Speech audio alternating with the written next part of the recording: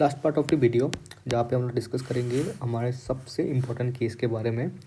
अगर B cell हमारा pathogen से एक्सपोज हो तो अगर आपने इसके पहले वाला वीडियो नहीं देखा देन आई रिक्वेस्ट यू कि उसका पहले वाला वीडियो देखिए, क्योंकि पहले वाले वीडियो में हमने बेस बनाया था, हमने अपना स्टोरी का बेस बनाया था। इस वाले वीडियो में फर्स्ट ऑफ ऑल हम बस एक ही मॉडिफिकेशन करेंगे, वो मॉडिफिकेशन होगा इस स्टेज में। प्लीज़ पहले वाला वीडियो देखिए, आपको एग्जैक्टली समझ में आएगा कि हम लोग क्या बात कर रहे हैं। अगर आपने पहले वाला वीडियो नहीं देखा तो आपको कोई कंटेक्स्ट नहीं मिलेगा। ओके, तो इस स्टेज में हमने यहाँ पे जैसे टी हेल्पर सेल को पता चलता है कि पैथोजन हमारा एंटीजन है। ठीक है, तो इसमें पहले तो जो हुआ था मैक्रोफेज ने बी सेल को प्रेजेंट किया था, फिर बी सेल ने फेगोसाइटोसिस किया था, फिर बी सेल ने प्रेजेंट किया as a antigen presenting cell. उसके बाद बी सेल ने टी सेल को प्रेजेंट किया। जैसे टी सेल को CD4 मार्कर से पता चल रहा है कि हमारा जो एंटीजन है पैथोजेनिक एंटीजन है, तो बी सेल ने क्या किया, अपना CGI ने क्या किया, CGI ने अब तो पेन तोड़ दिया, मतलब कि CD5 लॉस्ट हो गया। अगर CD5 लॉस्ट हो गया तो अभी वो जर्मिनल सेंटर में जा सकता है। ठीक है, तो बेसिकली जो एक्टिवेटेड बी सेल से वो भी जर्मिनल सेंटर में चले जाएंगे। ठीक है, अभी हम लोग जर्मिनल सेंटर में क्या क्या होता है उसके पहले हम लोग एक और चीज़ के बारे में डिस्कस करेंगे कि मेंटल जोन में एग्जैक्टली क्या होता है। ठीक है, अगर सेल्फ एंटीजन है, नॉन सेल्फ एंटीजन है, अगर वो मेंटल जोन में आ रहा है देन साइक्लिन डी प्लस का रिलीज होगा। साइक्लिन डी प्लस बेसिकली क्या करता है, वो बेसिकली ट्रांसक्रिप्शनल फैक्टर को एक्टिवेट करता है, जिससे कि हमारा DNA सिंथेसिस बढ़ जाता है। तो साइक्लिन डी प्लस अगर रिलीज हो रहा है तो हमारा DNA सिंथेसिस बढ़ जाएगा। तो एक पॉसिबल फ्यूचर डिवीजन के लिए ये चीज़ होता है कि साइक्लिन डी प्लस रिलीज होता है इन द मेंटल जोन। ठीक है, अभी देखिए, अभी हमारा आ गया जर्मिनल सेंटर के अंदर, हम लोग बात कर रहे हैं। तो लाइक जर्मिनल सेंटर में अलग अलग टाइप के हमारा बैक्टीरिया होगा, तो एंटीजन अलग अलग टाइप का होगा, तो उस हिसाब से हमारा एंटीबॉडी फॉर्मेशन होगा। तो हम लोग बात करते हैं कि एक बैक्टीरिया ले लिया, एक बैक्टीरिया का एंटीजन ले लिया हमने, स्टेफाइलोकोकस ओरियस, हमारा ग्राम पॉजिटिव कोका ही है। तो स्टेफाइलोकोकस ओरियस में हमारे पास 4 एपिटोप होते हैं। ठीक है, अभी हमको तोड़ना है ना, हमको इस बैक्टीरिया को तोड़ना है, इस एंटीजन को तोड़ना है।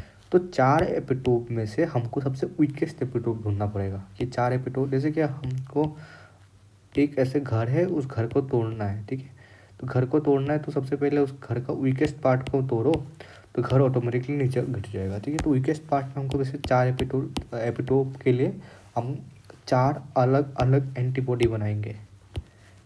तो जिस एंटीबॉडी से पहले टूटेगा उस एंटीबॉडी को सिलेक्ट करेंगे, बाकी 3 एंटीबॉडी को हम लोग डिस्ट्रॉय करेंगे। ठीक है, मतलब वीकेस्ट एपिटोप के लिए हम लोग एंटीबॉडी बनाएंगे हिट एंड ट्रायल मेथड से, एंड बाकी एंटीबॉडी को डिस्ट्रॉय कर देंगे। अब कैसे होता है, तो वीकेस्ट एपिटोप को ढूंढना है हमको ट्रायल एंड एरर मेथड से। तो सपोज ये 4 एपिटोप है, तो चारों के लिए हम लोग 4 अलग अलग एंटीबॉडी बनाएंगे, एंड इस अलग अलग एंटीबॉडी में से जो सबसे पहले तोड़ेगा या फिर जो सबसे ज़्यादा वीकेस्ट एपिटोप होगा, जो पैराटोप के रेस्पेक्ट में सबसे ज़्यादा वीकेस्ट एपिटोप होगा, उस एंटीबॉडी को सिलेक्ट कर लेंगे। ठीक है, अब हमारा जो IgG है उसका बेसिकली 2 पार्ट होता है, एक जो कंस्टेंट रीजन होता है, ये कंस्टेंट रीजन, एक वेरिएबल रीजन होता है। वेरिएबल रीजन से बेसिकली वो बाइंड करता है एंड बेसिकली वो हैवी चेन ऑफ दी हमारा जो है एंटीबॉडी में होता है। ठीक है, तो इस वेरिएबल रीजन में वो चेंज कर सकता है। ठीक है, तो इस हिसाब से वो चेंज करेगा। हम लोग अभी 4 अलग अलग टाइप के बनाएंगे। लाइक अगर इसके लिए बनाएंगे तो इसके जैसे सर्कुलर बनाएंगे ऐसे करके, इसके लिए बनाना है तो इसके लिए हमको ऐसे सर्कुलर बनाना होगा वेरिएबल रीजन में। इसके लिए बनाना है तो वेरिएबल रीजन में म्यूटेशन करके ऐसे बनाना है। इसके लिए अगर एंटीबॉडी बनाना है तो वेरिएबल रीजन के लिए ऐसे बनाना है, इस हिसाब से। तो हमको 4 अलग अलग टाइप के म्यूटेशन करना पड़ेगा IgG का, ताकि हम लोग 4 अलग अलग हमारे एपिटोप के लिए एंटीजन बना पाए। इसके लिए अगर हम लोग म्यूटेशन करा रहे हैं तो ऑफकोर्स हमको अपना ट्यूमर सप्रेसर जीन को सप्रेस करना पड़ेगा। तो एंटीबॉडी फॉर्मेशन में हमको अपना ट्यूमर सप्रेसर जीन को, हमारा जो गार्जियन ऑफ द जीनोम है उसको सप्रेस करना पड़ेगा, ताकि हम लोग म्यूटेशन करा पाए। नॉर्मली बॉडी का टेंडेंसी होता है कि म्यूटेशन ना कराए, बट एंटीबॉडी प्रोडक्शन में हमारा टेंडेंसी होता है हम लोग म्यूटेशन कराए, ताकि हमको एक परफेक्ट एंटीबॉडी मिले जो कि रिएक्ट कर पाए। ठीक है, तो इस हिसाब से हम लोग म्यूटेशन कराएंगे, एंड सपोज हमारा ये परफेक्ट है तो बाकी 3 को हम लोग डिस्ट्रॉय कर देंगे बाय एपोप्टोसिस। ठीक है, नाउ इसमें क्या हो रहा है, सोमेटिक हाइपर म्यूटेशन हो रहा है। उसके लिए लाइक हमको अलग अलग टाइप के एंटीबॉडीज़ चाहिए, ताकि हम लोग एग्जैक्ट कौन सा वीक है उसको निकाल पाए। इसके लिए सोमेटिक हाइपर म्यूटेशन हो रहा है, जिसके लिए हम लोग गार्जियन ऑफ द जीनोम को सप्रेस कर रहे हैं। तो इसमें एक और चीज़ हो सकता है कि अगर हम लोग अपने गार्जियन ऑफ द जीनोम को सप्रेस कर रहे हैं, तो अगर कोई भी पैथोजेनिक म्यूटेशन हुआ, लाइक डिजीज कॉजिंग म्यूटेशन हुआ, और फिर ये तो प्रॉब्लमेटिक हो जाएगा ना, तो वो उसमें उस केस में बेसिकली हमारा heavy chain of the antibody generally include होता है, क्योंकि इसमें heavy chain of the antibody को सप्रेस कर रहे हैं, like the tumour suppressor which is protecting this heavy chain.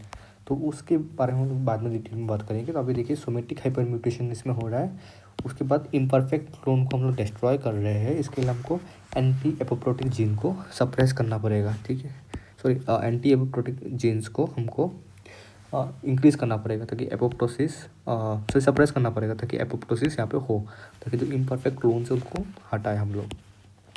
Second इसमें MYC एक्टिवेट हो रहा है। तो MYC बेसिकली एक ऐसा चीज़ है जो कि सेल का ग्लाइकोलाइसिस टेंडेंसी बढ़ा देता है। मतलब सेल के पास अगर ऑक्सीडेटिव फॉस्फोरेशन का भी टेंडेंसी पॉसिबिलिटी है, फिर वो ग्लाइकोलाइसिस कराएगा, लैक्टिक एसिड फॉर्मेशन ज़्यादा कराएगा, क्योंकि glycolysis is the fastest process. तो MYC एक्टिवेट करा के इस इफेक्ट को बोलते हैं वर्वर्क्स इफेक्ट, ठीक है। Next is centroblast formation. तो ये जो चीज़ हो रहा है हमारा जर्मिनल सेंटर में, क्या हो रहा है, सोमेटिक हाइपर म्यूटेशन हो रहा है। उसके बाद हमारा जो है MYC एक्टिवेट हो गया। उसके बाद हमारा एंटी एपोप्टोटिक जीन्स को हमने इनहिबिट कर दिया, BCL2 वगैरह को। इसके लिए हमारा जो सेल का जर्मिनल सेंटर है उसमें सेंट्रोब्लास्ट फॉर्मेशन हो जाता है। सेंट्रोब्लास्ट बेसिकली सब पूरा का पूरा देख सकते हो नीला कलर का हो रहा है। ये नीला क्यों है, क्योंकि NYC रेशियो हाई है। क्यों हाई क्यों है, क्योंकि बहुत ज़्यादा रैपिड डिवीजन हो रहा है, बहुत ज़्यादा रैपिड प्रोलिफरेशन हो रहा है।